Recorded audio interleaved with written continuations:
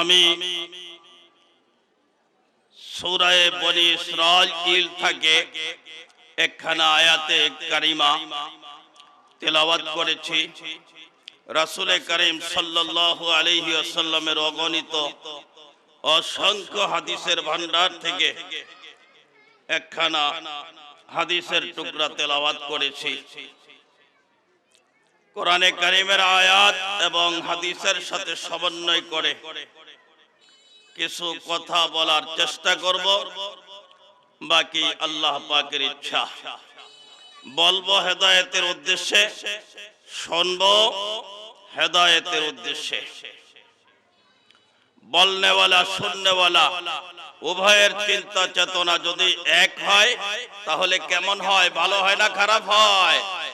ভালো হয়। আর সেখানে আল্লাহ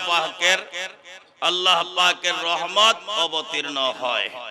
এই জন্য খুব সচেতন থাকবো, সজাগ থাকবো, জাগ্রত থাকবো, চৌকান্না থাকবো। একে চশমে জাদান গফেলা যা শাহে নবাসী, একে চশমে জাদান গফেলা যা শাহে নবাসী, শায়দ কে নিগাহে কুনদ আগাহে নবাসী। সত্যিকারের মাহবুব হইতে সামান্য সময়ের জন্য অমনোযোগী হইও না। সত্যিকারের মাহবুব হইতে সামান্য সময়ের জন্য অমনোযোগী হয়ে থাকলে মাহবুব হয়তো এই সুযোগে আমার আপনার দিকে রহমতের নজর দিবে। আমি অন্য মনস্ক হয়ে থাকলে এই রহমতের নজর আমার হাতছাড়া হয়ে যেতে পারে। ঠিক কি ঠিক না? এজন্য খুব সজাগ, খুব জাগ্রত, খুব সচেতন, খুব চৌকান্না হয়ে বসতে হবে। আল্লাহ পাক আমাদেরকে তৌফিক দান করে বলি আমিন।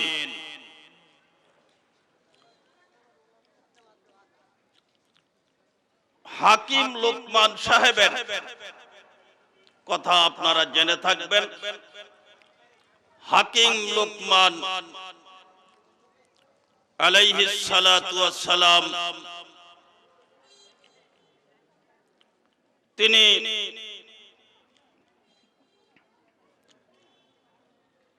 এত দীর্ঘ হায়াত পেয়েছেন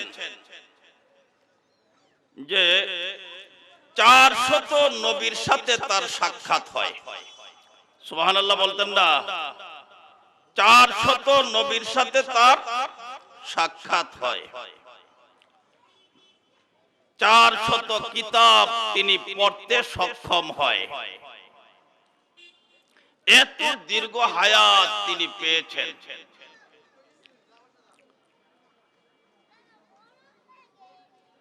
আসলে তিনি কে ছিলেন? তার পরিচয়টা কি? সংক্ষিপ্ত আকারে আমি তার পরিচয় তুলে ধরি, তাহলে আপনাদের কথা বুঝতে শুনতে সুবিধা হবে। তিনি একদিন বয়ান করতেছিলেন। হঠাৎ ওই প্রোগ্রাম থেকে, ওই মাহফিল থেকে একজন দাঁড়িয়ে বলতেছে, হে লোকমান, তুমি কি অমুক ব্যক্তি নয় যে অমুক মাঠে আমার সাথে তুমি বকরি চড়াইতা? অমুক মাঠে তুমি আমার সাথে বকরি চড়াইতা, তুমি কি সেই ব্যক্তি নয়? হ্যাঁ, আমি সেই ব্যক্তি। যখন তিনি বয়ান করতেছিলেন, চিত্ত আকর্ষক বয়ান, অত্যন্ত গুরুত্বপূর্ণ দামি দামি কথা তিনি বলতেছিলেন। চাতক পাখির মতো মানুষ জমা হয়ে তার কথা শুনতেছিলেন। ওই মুহূর্তে আল্লাহর ওই বান্দা এই প্রশ্ন করলেন, তুমি কি ওই ব্যক্তি নয় যেই ব্যক্তি আমার সাথে অমুক মাঠে বকরি চড়াইতা? হ্যাঁ, আমি সেই ব্যক্তি। সে আবার প্রশ্ন করে, তুমি যদি সেই ব্যক্তি হয়ে থাকো তাহলে এত দামি তুমি কি করে হইতে পারলা?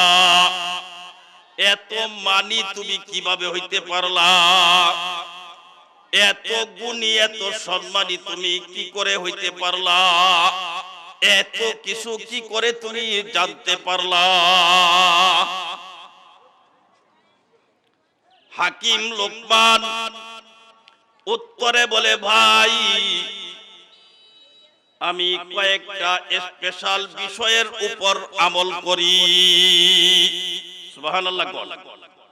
আমি কয়েকটা স্পেশাল বিষয়ের উপর আমল করি। এই কারণে আল্লাহ রাব্বুল আলামিন আমাকে এই নিয়ামত দান করেছেন। চিল্লায়া বলি সুবহানাল্লাহ। কয় তুমি কি এমন স্পেশাল কয়েকটা বিষয়ের উপর আমল করো?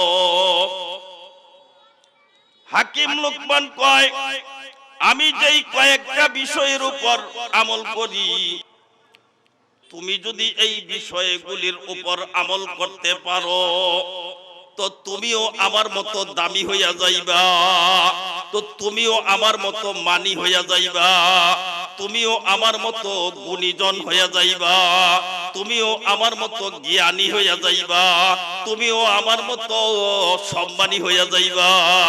চিল্লায় বলি সুবহানাল্লাহ। এক নম্বর, আমি এই চোখ দিয়া গুনাহ করি না। সুবহানাল্লাহ।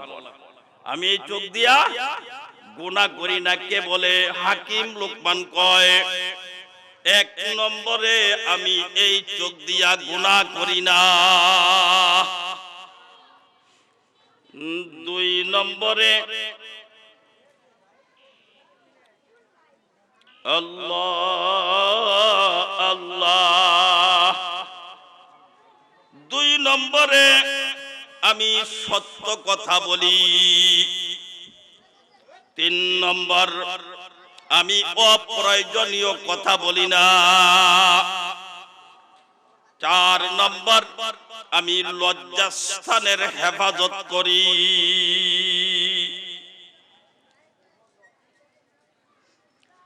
এই কয়েকটা বিষয়ের উপর আমি গুরুত্ব সহকারে আমল করে থাকি, যেই কারণে আল্লাহ পাক রব্বুল আলামিন আমাকে এই নিয়ামত দান করেছেন, আমাকে এত মানি বানিয়েছেন, আমাকে এত দামি বানিয়েছেন, আমাকে এত গুণী বানিয়েছেন, আমাকে এত সম্মানী বানিয়েছেন। তুমি যদি ভাই এই বিষয়গুলির উপর আমল করতে পারো তো তুমিও আমার মতো এত দামি হইয়া যাইবা। চিল্লায়া বলি সুবহানাল্লাহ। এই বিষয়গুলির উপর আমল করলে দামি হইয়া যাইব। তারা দামি হইয়া যাইতো, আমরা না, নাকি? না, আমরাও এই বিষয়গুলির উপর আমল করলে আমরাও কি? আমরাও দামি হইয়া যাইব। এক নম্বরে কি বলেছেন? আমি এই চোখ দিয়া গুনাহ করি না।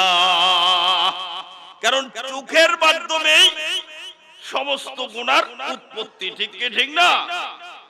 কোন ব্যক্তি, কোন যুবক যদি মনে করে আমি এই চোখ দিয়া পরনারীর দিকে তাকাবো না, আমি এই চোখ দিয়া কোন পরনারীর দিকে কুদৃষ্টি দিব না, তাহলে ওই যুবকটা তার লজ্জাস্থানের গুনাহ থেকে সে বেঁচে থাকতে পারবে। ঠিক কি ঠিক না?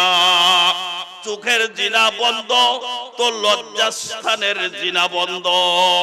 চোখের জিনা চালু তো লজ্জাস্থানের জিনাও চালু। ঠিক কি ঠিক না?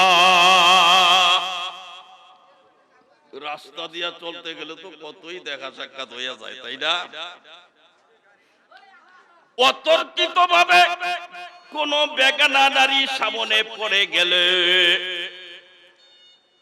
হঠাৎ সামনে পড়ে গেছে অতর্কিত ভাবে, ইচ্ছাকৃত নয়, অনিচ্ছা সত্ত্বে, এটা প্রথমবারের দেখা। ঠিক নেই? এটা প্রথমবারের দেখা। প্রথম দেখা মাপ, দ্বিতীয় দেখা পাপ।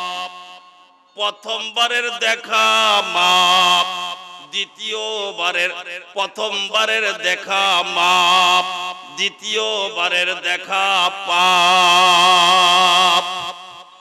এবার যদি কোনো ড্রাইভার মনে করে প্রথম দেখা যখন মাপ, তাহলে এক দেখাই কাম সারা। গাড়ি খাদে যাবে না রাস্তায় থাকবে? জোরে বলেন, গাড়ি খাদে পড়বে না রাস্তায় থাকবে? আল্লাহ পাক বলেন, কুল্লিল মুমিনিনা ইয়াগুদ্দু মিন আবসারিহিম ওয়া ইয়াহফাযু ফুরুজাহুম। আল্লাহ পাক বলেন, হে নবী, আপনি মুমিন পুরুষদেরকে বলে দেন তারা যেন তাদের দৃষ্টিকে নিম্নগামী করে পথ চলে। চিল্লায় বলি সুবহানাল্লাহ। পরবর্তী আয়াতে নারীদেরকে ডাক দিয়া বলতেছে, ওয়াকুল্লিল মুমিনাতি ইয়াগদুদনা মিন আবসারিহিন। হে নবী, আপনি মুমিনা নারীদেরকে বলে দেন তারা যেন তাদের দৃষ্টিকে নিম্নগামী করে পথ চলে। তাহলে এবার বুকে হাত দিয়া ঈমান হেফাজতের নিয়তে বলুন তো দেখি, যদি পুরুষেরা এই আয়াতের নির্দেশ মোতাবেক দৃষ্টিকে নিম্নগামী করিয়া তারা পথ চলে, আর নারীরাও যদি তারা তাদের পথে দৃষ্টিকে নিম্নগামী করিয়া পথ চলে, তাহলে ওই রাস্তায়, ওই ইউনিভার্সিটিতে, ওই কলেজে, ওই অফিসে, ওই আদালতে, ওই ব্যাংকে, ওই বিমায়, ওই কোর্টে, ওই কাছারিতে, রাজপথে, শহরে, বন্দরে, অলিতে গলিতে ইফটিজিং হওয়ার সম্ভাবনা আসেনি?